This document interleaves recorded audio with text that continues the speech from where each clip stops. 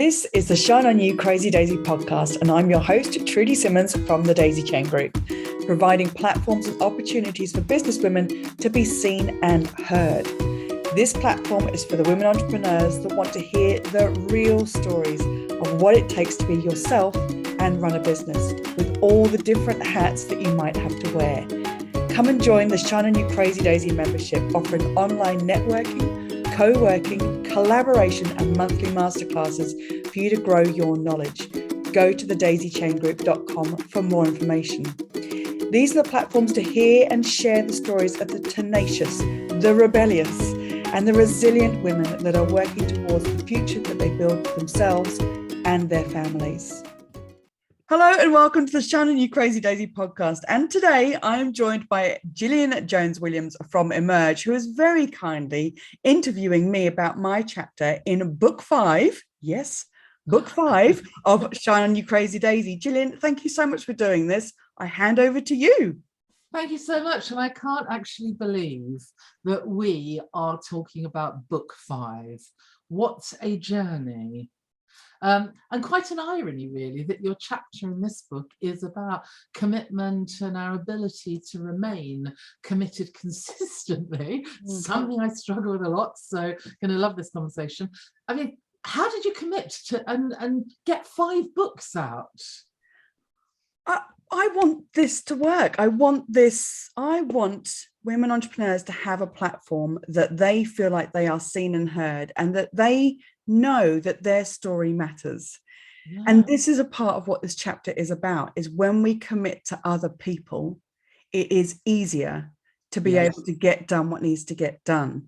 Because if we're just committing to ourselves in whatever way, whether it's business or personal or self-care, we all talk about self-care, then it just becomes this pressure, this added pressure. Whereas this series of books for me is about other people. It's about getting their stories seen and heard. It's about them feeling like they matter, that their stories matter, and that they can inspire that one person that reads it. And that's how I just keep going with it. And that's so true, because I mean, as a commitment coach anyway, you are so committed to everybody else succeeding. But it was a really good point that you raised there, and it's one that I often deliberate over.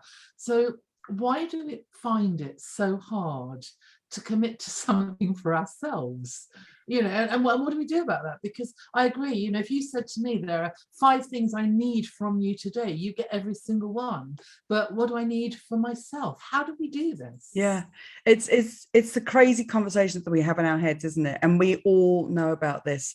It's that thing of, I'm going to get this done. And then we sit there and we procrastinate and we feel bad about doing that. And we wonder why we do it to ourselves.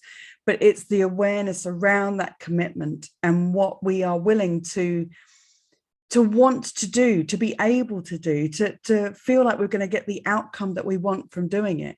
And I really think that the struggle in part of that commitment is that we try to do everything by ourselves, and we try to do all the things by ourselves. And sometimes it is just knowing that that isn't going to work.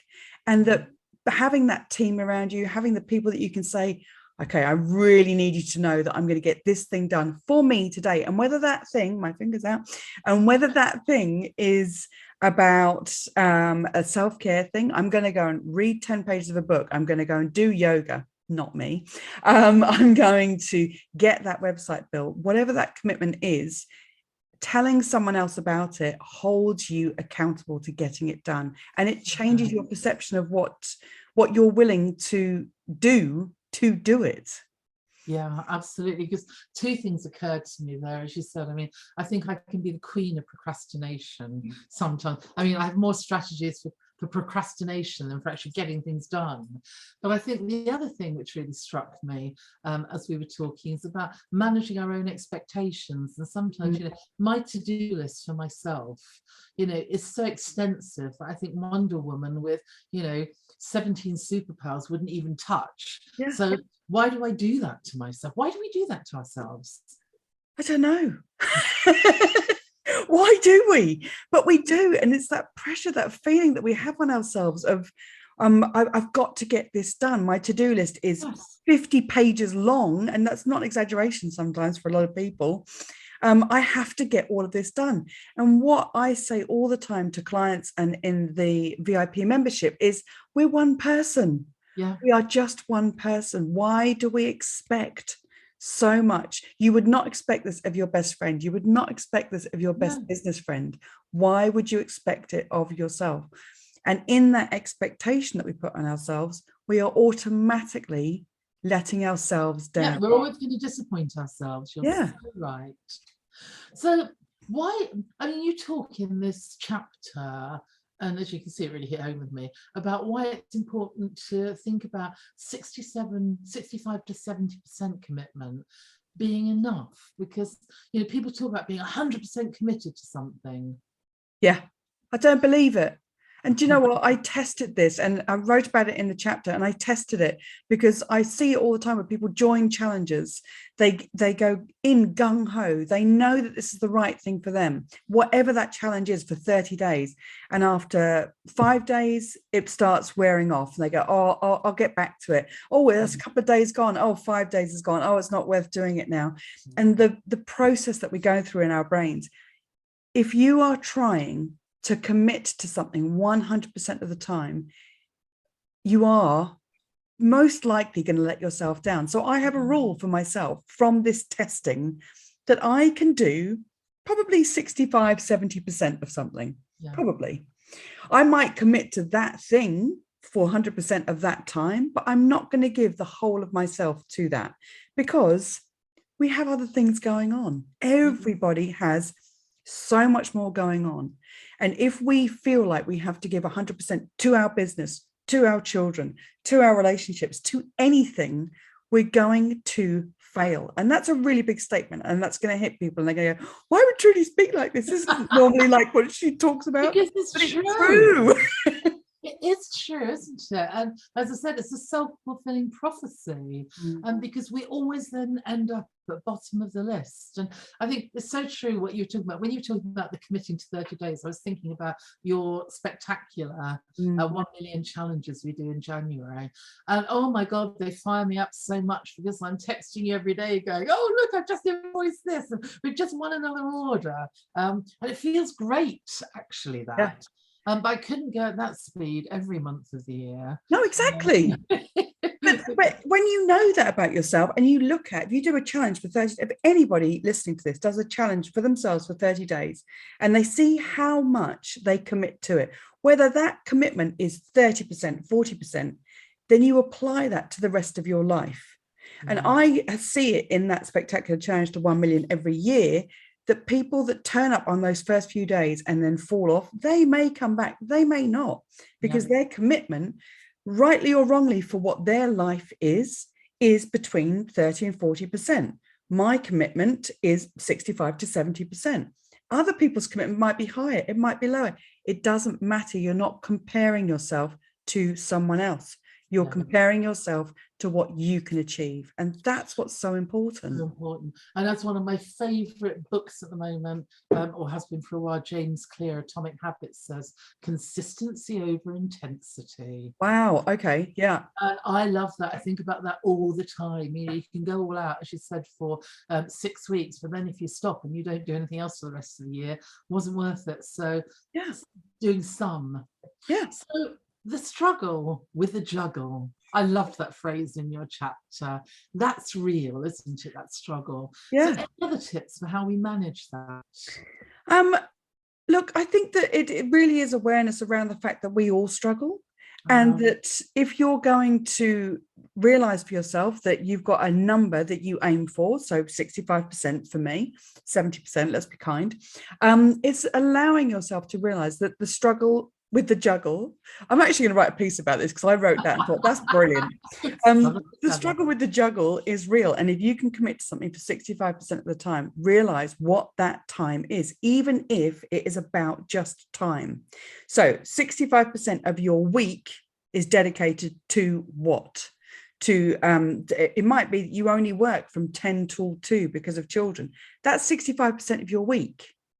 So if you look at that, then you go, right, okay, within that time, I'm going to do 65% of my energy, my time into my business. Work out what that is. I'm telling you, this works, because it will give you the ability to go, why was I ever trying to do 100%, 24 hours a day, 7 days a week? I can keep going. I can do everything. Because you don't really, do you? You No. kind of you take sneaky breaks for scrolling and for other things, looking online. So you might think, oh, I've just done 8, 9, 10 hours or whatever, but you haven't really done, as you said, that 10 to 2, just focus. And it's also being able to say no.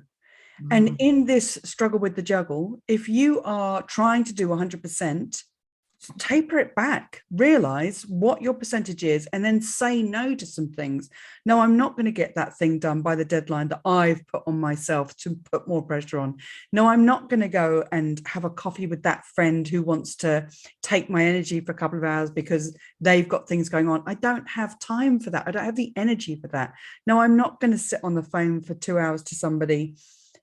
Make decisions, but say no, because that saying no at that point is always going to be saying yes to yourself. Yeah. When you say yes, what are you saying no to? That's the thing. You say yes to something and it means you're saying no to something else. And what is that? Yeah.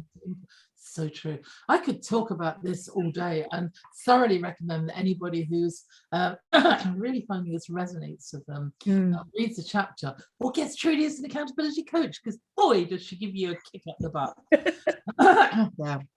Okay, so I know that in all your podcasts, you finish off asking people about one lesson every entrepreneur would share. And I know that you've already given us lots of lessons, but have you got anything else up your sleeve today? I think that I would always say, ask for help.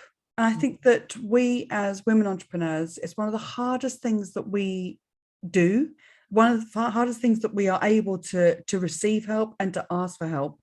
But when you are stuck, when you are in this pattern of trying to overcommit, then ask for help and then find the tribe of people that can motivate you, that can keep you going for that percentage of time that you want to get something done. Because without that, you are working by yourself. You are going to be stuck in that feeling. Change it. It's not worth staying there when there are so many options open to you. That's such a good tip. I think so many people see asking for help as a sign of weakness, when actually it's a strength, isn't it? To be able to say, I need help to be able to do this. Yeah, absolutely.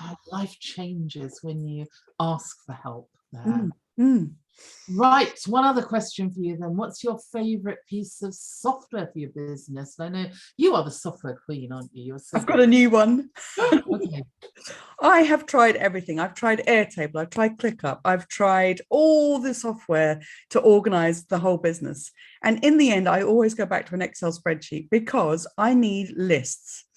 And I found a piece of software called Smartsheets, and it creates lists where you can assign it to other people. You can put deadlines on it, but it creates the list and leaves it there. Is that to husbands and partners as well? Well, why not share it with them and try it out? I've ticked things off. So Smartsheets, I'm absolutely loving it. It has been life-changing for the way that I'm able to structure things out of my brain, which is what's always important. Amazing. We'll have to have a look at that one.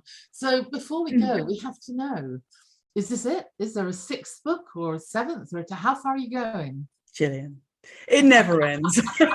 I think there's definitely 6 books. I think my decision at the moment is I'm going to do 6 within this year, and then I'll do another 3 next year. But you just never know. I love this so much. So my commitment is to, as long as people keep asking me to write a chapter and to share their stories, there's a book out there to be had. Ooh, that was deep. And it was indeed. And the world is a better place for having those books. And in all seriousness, I listen on long journeys to loads of the podcasts, all amazing women. So thank you for giving them all that platform. Thank you for just being you, Trudy. Thanks, Gillian. Thank you for watching. If you like what you saw, please like the video and click the subscribe button for this channel for more inspiration. If you're a businesswoman looking for that community that will support you and lift you up, come and join the Shine On You Crazy Daisy membership, offering online networking, co-working, collaboration and monthly masterclasses to grow your knowledge. Go to thedaisychaingroup.com for more information. And for even more inspiration, please go to the link under the video and get your copy of the Shine On You Crazy Daisy series of books with inspirational and motivating stories from businesswomen around the world.